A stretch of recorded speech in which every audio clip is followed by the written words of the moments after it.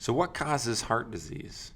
You've maybe been told something specific like cholesterol causes heart disease, but let's take an inside peek of what cholesterol does in our body, and we can start to understand the function of it to determine if it is truly the cause. 'Cause I want to make sure that we are all educated and not lied to when it comes to healthcare.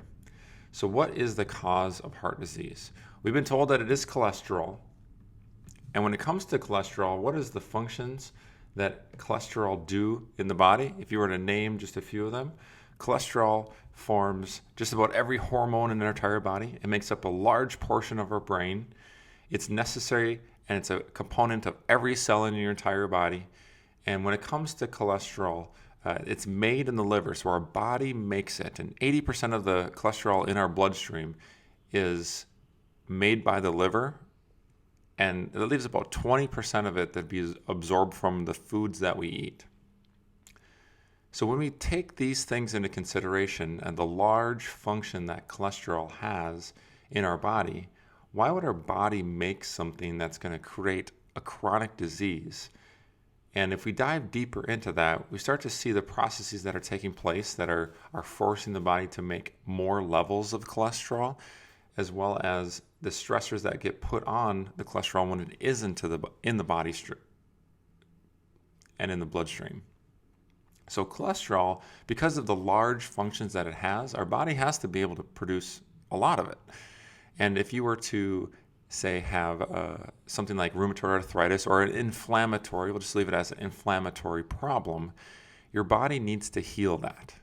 And since our brain is coordinating all the healing function of our body, it senses that there's inflammation. It tells the liver to create more cholesterol, and therefore the cholesterol can be moved around the body and put into the places where the inflammation and damage is.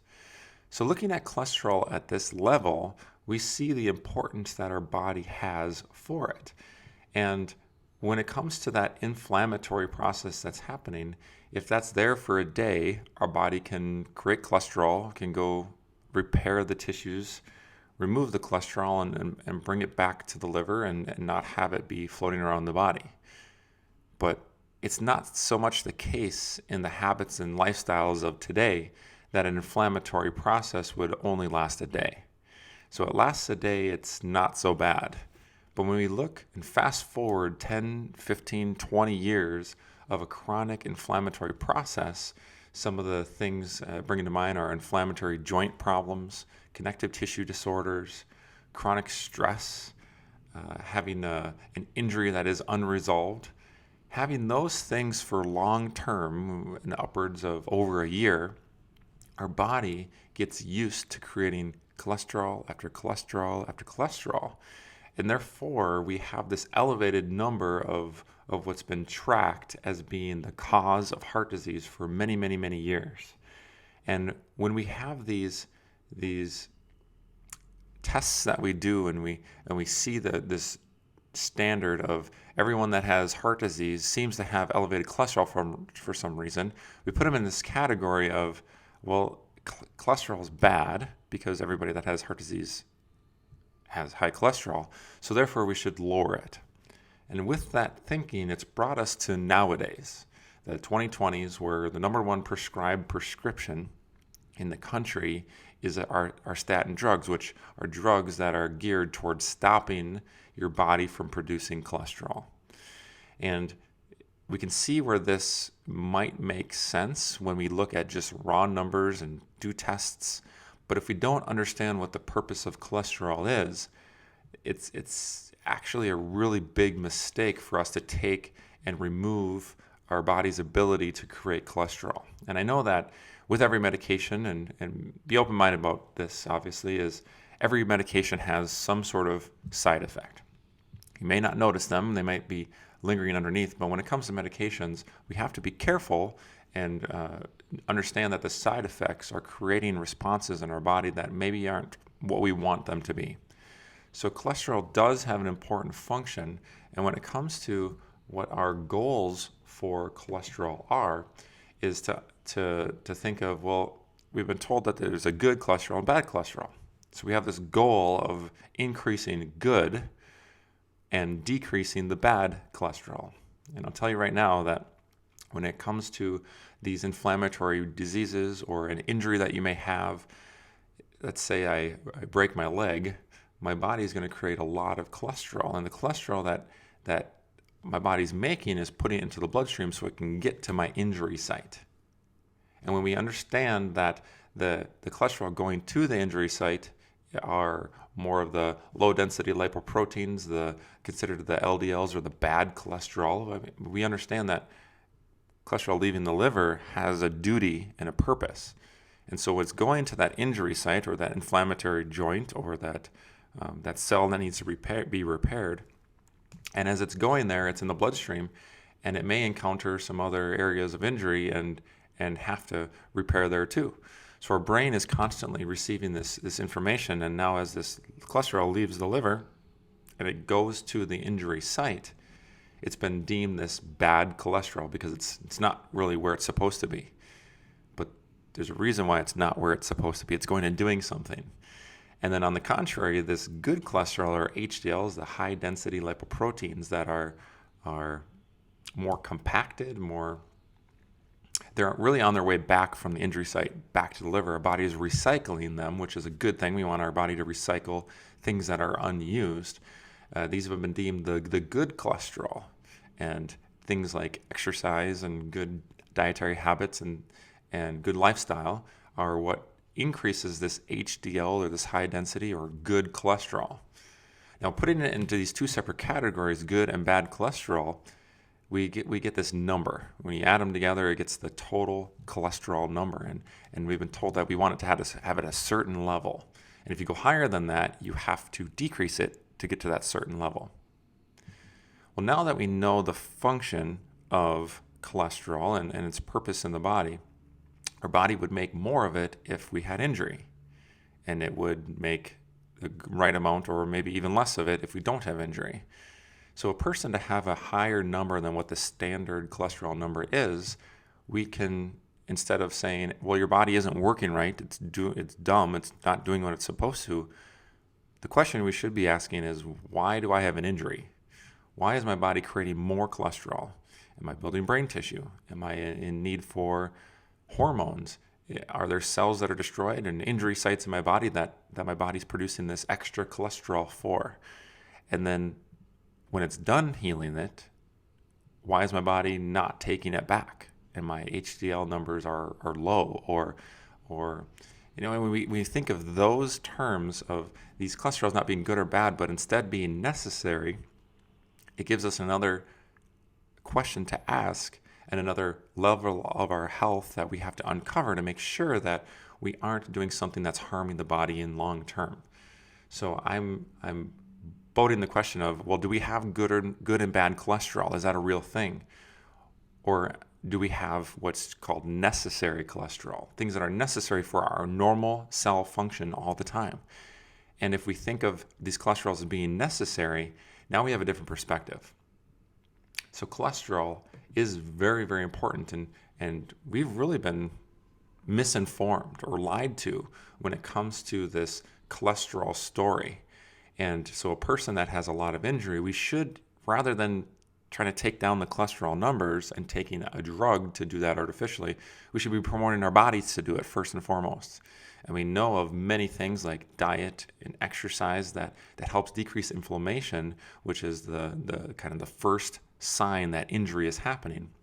Instead of doing that, we want the easy fix and to take a pill that's going to decrease these numbers and get us in the right category. So instead of our body being able to fix these things, we live with this chronic injury for years and years. And like I said earlier, if it's for one day, it's not so bad, but then we leave it for years and years. I mean, ask your family over the holiday weekends, over Christmas time, and ask them, do you take a cholesterol medication? If so, how long have you been on it? If they say 30 years, well, they've been going 30 years without making appropriate hormones, without making appropriate healing changes, without making appropriate levels of hormones, without healing cells. Because these cholesterol components are such an important function in the body, we are really not having our body function the way it should if we're on these medications. So that is the theme of heart disease, is that we really don't understand it. We've been misinformed for many years, and when we started to really realize what the truth is about cholesterol and about its function in heart disease, we know that it's protective. But then where does this plaquing or this cholesterol story come from when we are really misinformed in this way? Well, the truth is that the cholesterol is not the bad thing. The cholesterol is there, it's important, it's necessary, but it's really our lifestyles and habits that transform this with increasing levels of inflammation. Our liver is creating more and more cholesterol than it really should, but it's doing it what it should because it's trying to heal this stuff. But if we were to decrease our inflammation overall, that would be a positive result on these cholesterol numbers that everybody wants to have in this really, really low range. But since our chronic disease in America is ever increasing, kids are having obesity and inflammatory diseases and all these chronic diseases earlier and earlier in life. We're seeing these fatty streaks or this cholesterol trying to heal the inside of the arteries at the levels of like age 5. We are doing this prevention of heart disease, which is lowering cholesterol, instead of asking those questions is how do I get my child who is 5 years old less inflamed? And with our practices of our lifestyle, fast food is a huge part of everybody's life. I mean, we're busy with sports, we're busy with what we should be doing, getting our kids to here and there, and coming home from work late, and we grab these things that are really creating inflammatory responses in our body, as opposed to eating our vegetables, eating good fortified foods, nutrients, non-processed foods, non-processed meats. And so when we have these things that have this oxidative property, our body's doing the right thing of putting these cholesterol molecules on the inner lining of the damage of our arteries, but then we have these garbage foods that are put in, and these improper habits that keep it going over and over again. And instead of that salve being nice and pliable and movable and keeping our arteries really flexible, it oxidizes it and creates this huge plaquing on the inside of the arteries, and you get another layer and another layer and another layer because we don't change our habits from the time we're 5 till we're 85. We didn't like vegetables when we were 5, and we chose our whole life to not eat vegetables, and then all of a sudden we're 85 and maybe I should eat more vegetables because I want to live longer. And so these habits and lifestyles changes really don't occur until we have a crisis point, until these layers have gotten thicker and thicker, and we have a 90% blockage of the arteries in our heart, and we blame cholesterol for being the reason for that. So instead of us changing the 5-year-old's dietary changes, and teaching and promoting health in their body, we give them a statin drug. I mean, they're getting younger and younger that we're giving these things to, because our goal is it has the right end.